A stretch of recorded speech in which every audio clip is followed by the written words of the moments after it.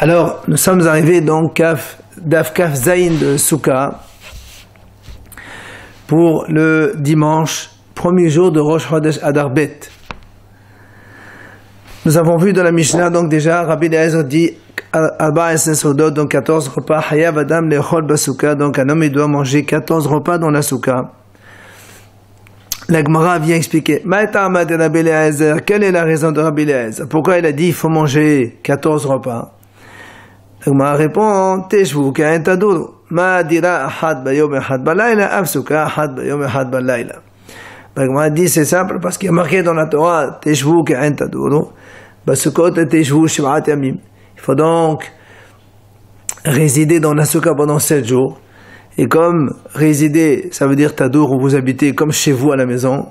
De la même façon que quand on habite chez soi, on mange un repas le jour, un repas le soir. Ben dans la souka, c'est la même chose. C'est la raison simple de Rabbi Eliezer. Vela banan. Alors pourquoi les haramim, eux, ils disent, on fait ce qu'on veut?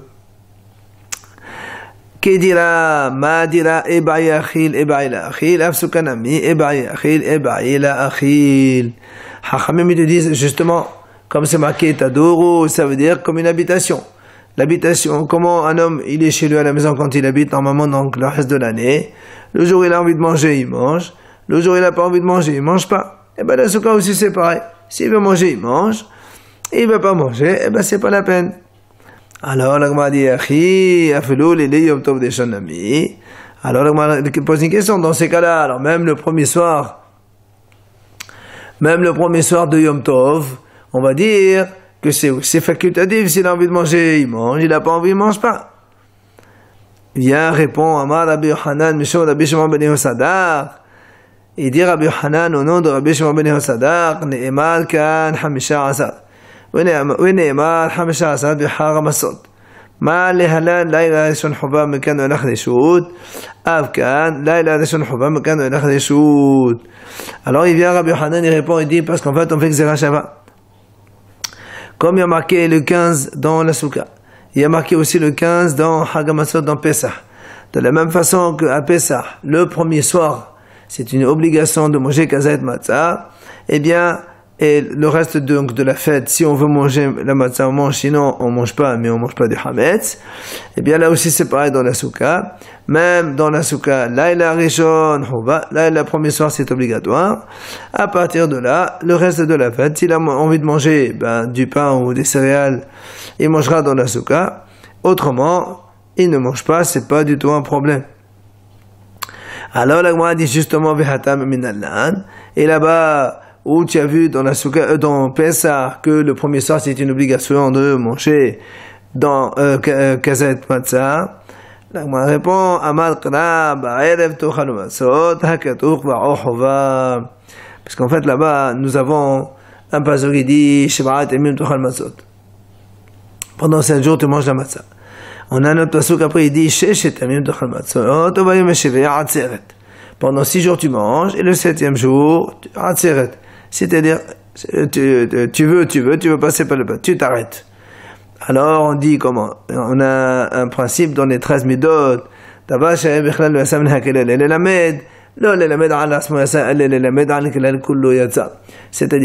le 7e jour, il était déjà inclus dans Shivat Yamim. Yatsa min haklal, il sort du groupe. La Torah dit Sheshet Yamim, donc le 7e, il sort. Et donc, quand il sort du groupe, Yatsa min haklal, il n'est pas sorti rien que pour lui, il est sorti pour tout le groupe. Ça veut dire que tous les 6 jours maintenant deviennent nos sérichoutes. Dans ces cas-là, le Gemara dit, alors même le premier soir aussi. C'est là où le Gemara répond, non, il y a marqué dans la Torah, c'est une chova, ba'erev tochalu masot. C'est le hakatu ba'chova. Donc comme le premier soir de Pesach, la Torah, elle a dit que c'est une obligation de manger kazet matzah. Alors nous on fait aussi Gzera Shava avec Sukkot. Le premier soir de Sukkot, c'est une obligation de manger dans la Sukkot Kazet pain. Après on a vu dans la Mishnah, Be'od Amar Rabbi Eliezer, on a dit celui qui n'a pas mangé le premier soir de Yom Tov, il pourra compléter le premier soir donc de Shemini Atzeret. Alors la Gemara dit comment? והאמר רבי אליעזר 14 סעודות חייב אדם לאכול בסוכה אחת ביום אחד בלילה. Comment on te dit comment tu dis qu'on peut se rattraper à Shemini Atzeret avec selon Rabbi Eliezer? Rabbi Eliezer lui-même il a dit, il doit manger un homme 14 repas dans la souka. Imaginons que tu as raté un jour. Comment tu peux te rattraper un jour où c'est Shemini Atzeret?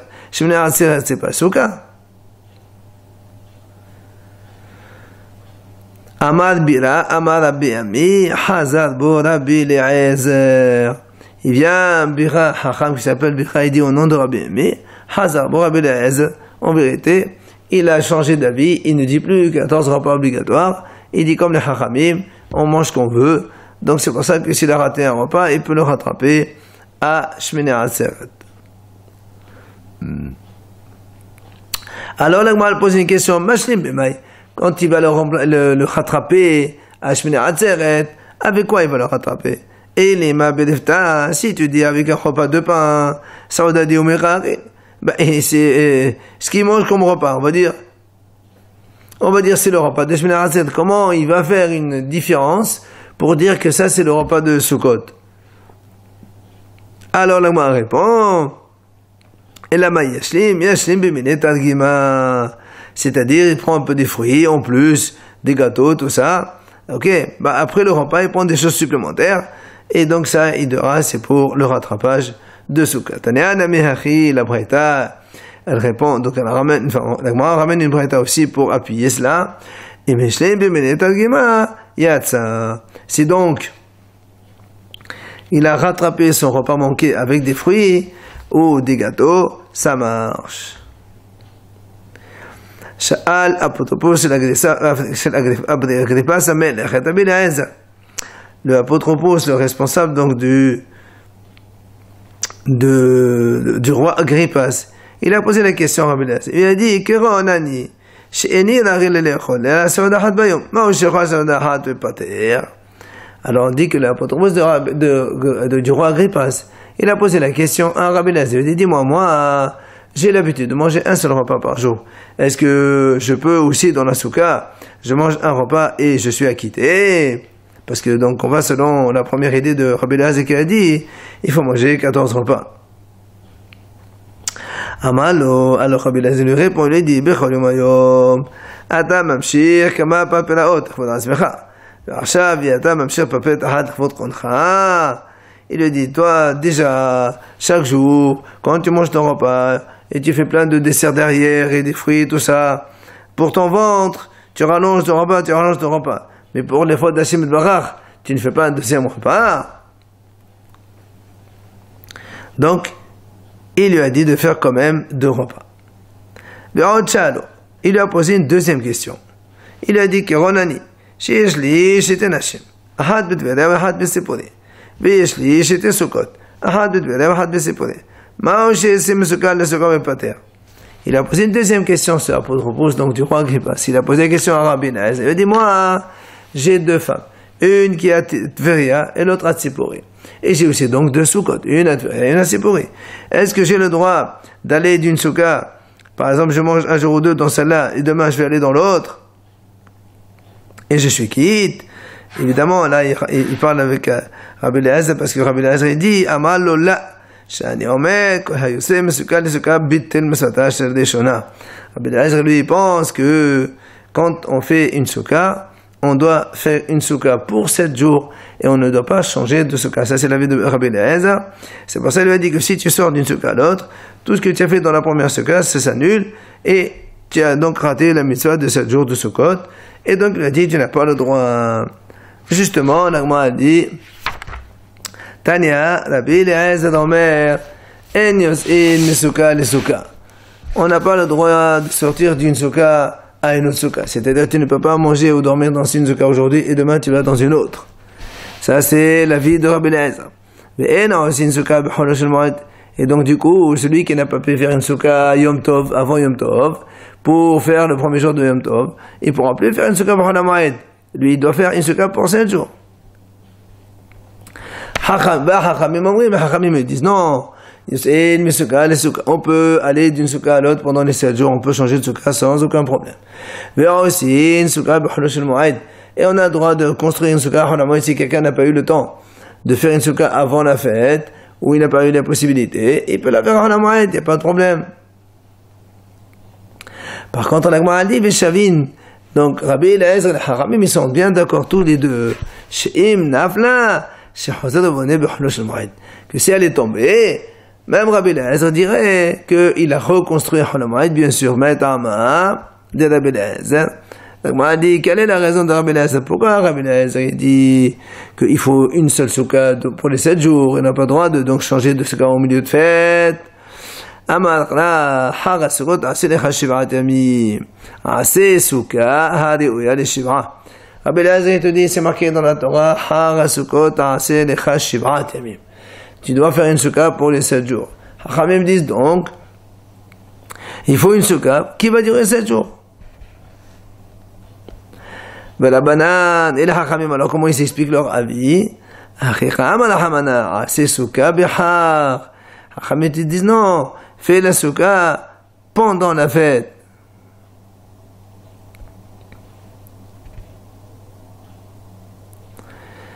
Quand on a dit tout à l'heure que tous les deux sont d'accord, même Rabbi Eliezer, que si elle tombe ou elle se détruit pendant la Chol Moed, on peut la reconstruire. Mais on a dit c'est évident, quel est le problème? Non, on répond non. Il dit parce que non, on aurait pu penser, tiens, si elle est tombée, c'est fini, parce que si tu vas la reconstruire, ça fait une nouvelle soukha. Et Rabbi Eliezer dit qu'une nouvelle soukha, ça ne marche pas, on ne peut pas changer d'une à une autre. Ah, Mashmalan, il t'apprend que non, c'est la même en fait. C'était la première, elle s'est cassée, c'est la même que la première, et donc c'était la continuité de ce qu'il y avait auparavant. Tanya, Rabbi Eliezer Omer, כשם שאין אדם יוצא ידי חובתו ביום טוב הראשון של חג בלול לבוש לחברו, דכתיב ולקחתם לכם ביום הראשון פרעס הדת כפות התמרים משלכם, כך אין אדם יוצא ידי חובתו בסוכתו של חברו, דכתיב חג הסוכות תעשה לך 7 ימים משלך. Bien Rabbi Eliezer nous enseigne. Dans la Braïta c'est marqué que de la même façon qu'un homme, le premier jour de Sukkot, ne peut pas s'acquitter avec le lulav de son prochain. Comme c'est marqué dans la Torah, on kartem lachem bayom harishon. Hachamim ont dit lachem, mishel lachem. Il faut que ce soit le vôtre. Puis la tzada, kapot marim, tout ça, le lulav et donc l'ensemble des 4 espèces, ils doivent être les nôtres le premier jour de Sukkot. De la même façon que pour le lulav, il faut qu'il soit le nôtre. De la même façon, il dit Rabbi Eliezer, un homme ne peut pas s'acquitter le premier jour de Sukkot. Non, il n'a pas dit le premier jour. Il ne peut pas s'acquitter avec une soukha de son prochain. Comme c'est marqué, lecha, on fait le même enseignement que pour le lulav, lachem mishel lachem. Là aussi dans la soukha, lecha mishel lecha, et ça doit être à toi. Ça c'est l'avis de Rabbi Eliezer. Chamim omrim, אף על פי שאמרנו אין אדם יוצא ידי חובתו ביום טוב הראשון בלול לבוש לחברו, אבל יוצא ידי חובתו בסוכתו של חברו. Hachamim disent non, bien que c'est vrai, un homme ne peut pas s'acquitter le premier jour de Sukkot avec le lulav de son prochain parce qu'il y a marqué Khatem lachem. Hachamim ont dit Meshel lachem, mais dans la soukha il n'y a aucun problème. On peut aller dans la soukha de son prochain sans aucun souci. Pourquoi? Hachamim disent d'artiv, c'est marqué Kol ha'ezar b'Yisraël yeshvu basukot, melamed shekol Yisraël devrim neshev besukha achat. Donc Hachamim ils prennent un autre verset dans lequel c'est marqué Kol ha'ezar b'Yisraël, tous les bénis Israël doivent résider dans la soukha, c'est-à-dire tous ils sont aptes à être dans une même soukha. Et donc c'est évident que dans ces cas-là, il faut que chacun il lui prend un petit peu de part dans cette soukha-là, et le reste ça appartient à l'autre. Donc, on peut très bien aller dans la soukha de son prochain sans aucun problème. Ah, l'Agma a dit dans ces cas-là, qu'est-ce qu'ils font? Haramim v'rabanan, ha'ilecha ma'idat shebe. Alors, pourquoi la Torah a dit, har sukkot ta'aseh lecha? Alors, à quoi il sert le mot lecha? Alors, l'Agma répond, mais ben, les morts, les gezula. Abal she'ula, qui était kol ha'ezah. Hachamim te répond, non, il n'y a pas de problème. Le lecha, c'est pour exclure une soukha volée. Une soukha volée, on ne peut pas s'acquitter. Mais chez Oula, emprunté, il n'y a aucun problème. Tu peux aller dans la soukha de ton prochain, manger sans aucun problème. Alors, la Gemara dit, Rabbi Eliezer, Lui qui a dit Rabbi Eliezer, on n'a pas le droit donc de prendre la souka, d'aller dans la souka de son prochain, on n'a pas le droit de se prêter.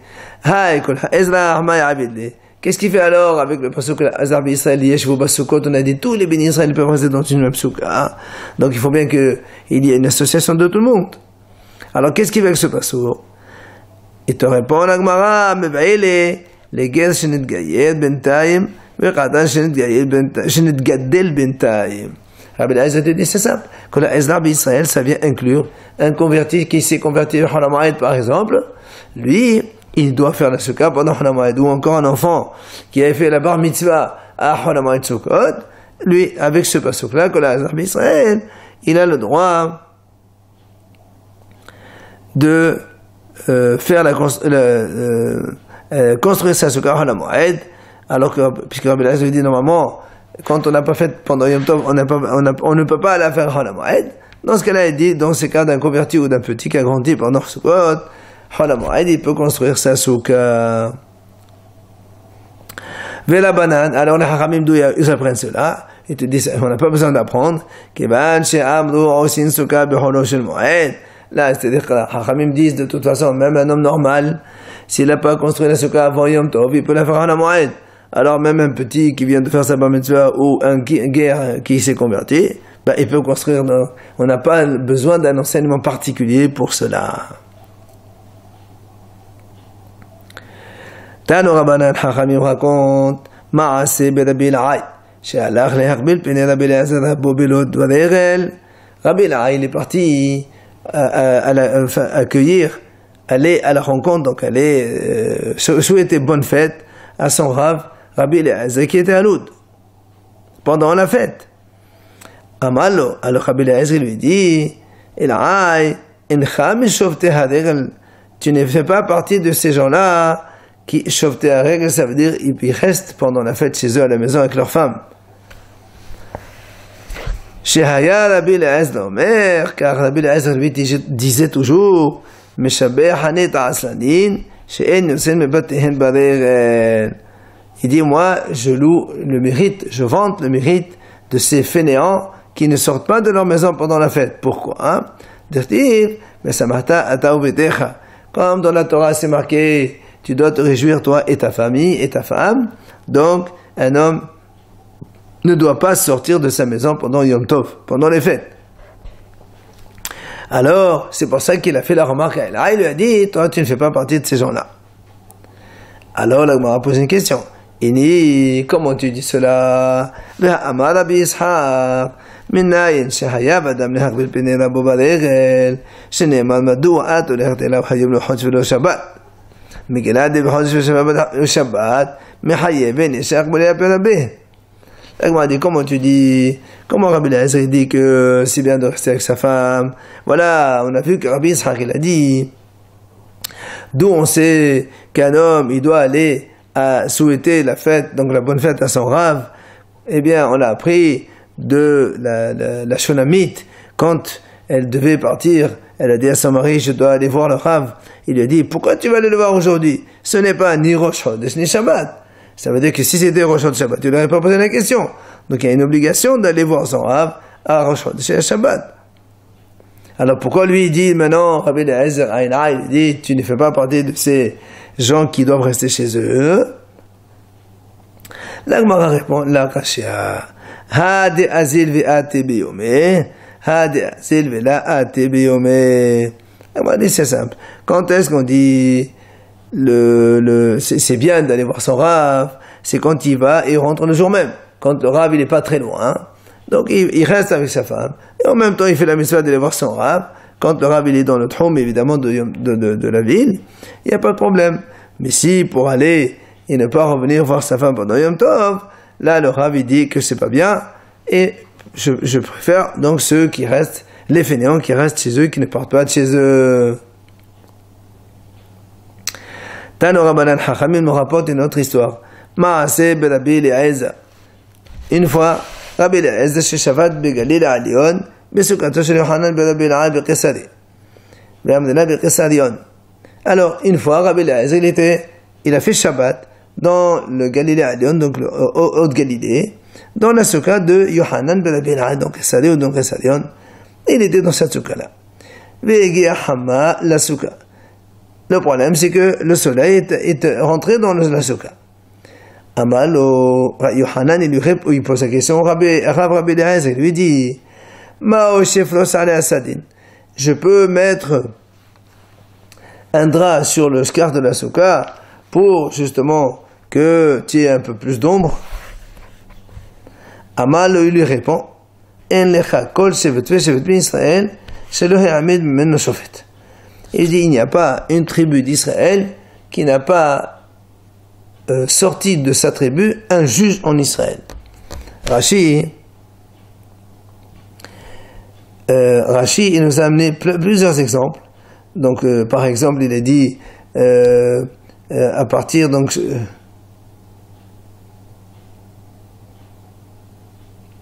depuis Yoshua jusqu'à Shmuel, ce sont donc l'époque des Shoftim. Alors, il dit, Yoshua, il fait partie de Ephraïm. Ehud, c'est Binyamin. Gidon, tribu de Menaché. Shimshon, la tribu de Dan. Barak, c'est de Naphtali. Ebtsan, Boaz, de Yehuda. Haïli, c'est un Kohen, c'est Lévi. Tola, de Issachar. Et le Nazévouloné de Zvouloun. Ceux-là, ils sont marqués. Par contre, il dit, Rashi, que Haotneel, Yiftach, Shamgad, Yair, Abdon. Il dit cela, je ne sais pas de quelle tribu ils viennent. Quoi qu'il en soit, il leur a répondu une réponse complètement à côté. Le soleil il rentre de plus en plus dans la souka et on avait presque la moitié de la souka. Amal, Yohanan il repose une deuxième question. Encore la même question à Rabbi Eliezer. Est-ce que tu veux que je peux mettre un drap au-dessus pour donc faire un peu plus d'ombre? Amal, Rabbi Eliezer lui répond de nouveau. Il n'y a pas une tribu d'Israël qui n'a pas fait sortir donc de elle des prophètes. Et en plus, il a dit, la tribu de Yehuda et de Binyamin, eux, leurs rois ont été intronisés par des prophètes. Notamment, il parle de Shmuel Hanavi, le prophète, qui a intronisé à la fois Shaoul, qui est de Binyamin, et David Amelach, qui est de Yehuda.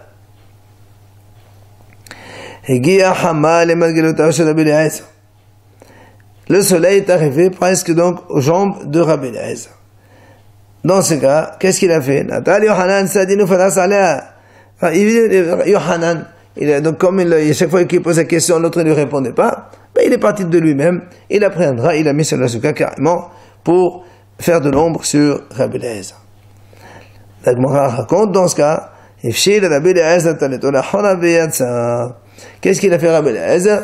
Il a pris son talit et il est sorti de la souka. Ça veut dire qu'il n'était pas content de ça. Alors on a dit, l'homme pnéchiv, le Rabbi Dvarim. C'est pas parce qu'il voulait pas lui dire la raison. Pourquoi il lui a pas donné la réponse à chaque fois qu'il lui posait? C'était pas qu'il voulait l'éloigner, shalom. Et là, mais pnéch lo amad, c'est le shaman il dit, parce que Rabbi Eliezer, il ne voulait jamais dire un enseignement qu'il n'a pas entendu de son maître. Et donc, comme ça, il n'a pas entendu, il voulait pas, donc, de lui donner une halakha qu'il n'a pas entendu de son maître. Alors, justement, à propos de cette histoire, la Gemara a posé une question. Comment ça se fait que ce Rabbi Eliezer se trouvait dans la souka de Yohanan, alors que lui-même, Amar Rabbi Eliezer,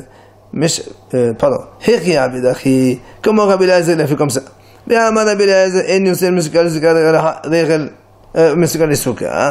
Comment il a dit, comment lui-même, il dit, il faut avoir une souka pendant 7 jours. Et là, on nous dit, voilà, il est venu passer Shabbat dans une souka, ça veut dire qu'il est sorti de sa souka pour aller dans une autre souka. Alors que lui-même, il n'est pas d'accord avec ça. Alors, la Gemara répond, c'était pas pendant Sukkot. C'était pendant soit une Pesach ou Shavuot, ils voulaient un petit peu respirer de l'air, ils étaient là-bas, dans la souka. Donc, on n'était pas pendant la fête de Sukkot. Alors, on m'a dit, alors, on m'a dit, mais voilà, on a vu que Rabbi Eliezer aussi, il a dit que je vante le mérite de ceux qui restent avec leur femme pendant Yom Tov. Comment ça se fait, lui, qu'il a quitté sa maison et sa femme? Et voilà, répond, Shabbat Havai. En fait, c'était Shabbat et ce n'était pas Yom Tov. Alors maintenant, la Gemara pose une question sur Rabbi Eliezer. Pourquoi il n'a pas répondu? Pourquoi Rabbi Eliezer n'a pas répondu de lui-même ce qu'il a dit autrement, qu'il n'a pas le droit de mettre le drap? Pourquoi? Car on a vu dans une Mishnah de Shabbat, quand un homme il a donc une fenêtre, avant les fenêtres on les mettait, on les enlevait complètement et on les collait sur le mur. Quand quelqu'un il a une fenêtre, Rabbi Eliezer même bisman shikash vetalou pour quelqu'un bon. Vemlav el pour quelqu'un bon. Rabbi Eliezer dit si la fenêtre elle est attachée et elle est suspendue au mur, alors dans ces cas-là, Shabbat, on a le droit de la mettre sur son emplacement pour fermer le mur. Enfin, tout le problème ici, c'est de rajouter sur un Ohel Aray. Ajouter sur un Ohel Aray qui existait déjà pendant Shabbat, est-ce qu'on a le droit de rajouter ou pas? Et donc, or, ici, on voit que Rabbi Eliezer dit, ça veut dire que si la fenêtre elle était au sol, ou elle était attachée, mais elle n'était pas suspendue, donc soit elle était détachée, soit elle était attachée, mais elle est posée sur le sol, c'est le Rabbi Eliezer, on n'a pas le droit de rajouter. Donc il aurait dû répondre de son propre enseignement. Il aurait répondu à Yohanan, il dit non monsieur, ne mets pas le drap sur la souka, ça fait Tosefet Oel. Entre parenthèses, on nous rapporte la suite de là-bas de la vie de Hachamim. Hachamim pour rien. Hachamim disent non, on peut rajouter, donc remettre cette fenêtre sur le mur pour fermer, il n'y a aucun problème. Donc, pourquoi Rabbi Eliezer n'a pas répondu? La Gemara répond, Hatam hu de mevatel. Abalacha de la mevatel. La Gemara dit non, c'est pas pareil. Là-bas, le Rabbi Eliezer, il a interdit de mettre la fenêtre parce que la fenêtre, il est mevatel avec le côté. Ça veut dire que quand il ferme, il est mevatel la fenêtre elle devient carrément, elle fait partie du mur. C'est pour ça que lui, il est interdit. Mais quand il rajoute un drap au-dessus de la souka, ben il va l'enlever après. Ça s'appelle pas une vraie fermeture. Donc c'est pas sûr que c'est le même cas. C'est pour ça qu'il n'a pas voulu déduire de son propre enseignement. Tano Rabbanan Hachamim enseigne Maaseh ben Rabbi Eliezer sheshavat bagalil ha'elyon. On raconte l'histoire de Rabbi Eliezer. Une fois, il a passé Shabbat dans Haute-Galilée. Mais she'aluhu shoshim halachot b'ilchot sukkah. On lui a posé 30 questions dans l'ilchot sukkah. J'étais masné amalahem shamati. Shmona asar amalahem lo shamati. Donc 12, il leur a dit j'ai entendu, donc il leur a répondu. Et 18, il leur a dit je n'ai pas entendu, et donc il leur a pas donné de réponse. Rabbi Yossi ben Rabbi Yehuda omer hiluf hadevarim. Rabbi Yossi lui dit non, c'était le contraire. Shmona asar amalahem shamati. J'étais masné amalahem lo shamati. Rabbi Yossi dit donc c'est 18, il leur a donné la réponse, et 12 n'a pas répondu. Amroulo, Hachamim lui ont dit Kol devarecha enam elam piashimo. Ah, quoi? Tu ne peux répondre que ce que tu as entendu. Tout ce que tu enseignes, c'est tout ce que tu as entendu. Amalahem, heskartuni lomad abas lo shamatim pi rabotai. Maintenant, vous m'obligez à vous dire une chose que cette fois-ci, je n'ai pas appris de mes maîtres. Et je vais vous dire ce que c'est. Miyamai, il aura dit de toute ma vie. Lo qeddimani adam bevet midrash. Jamais quelqu'un m'a devancé pour aller au Bet HaMidrash.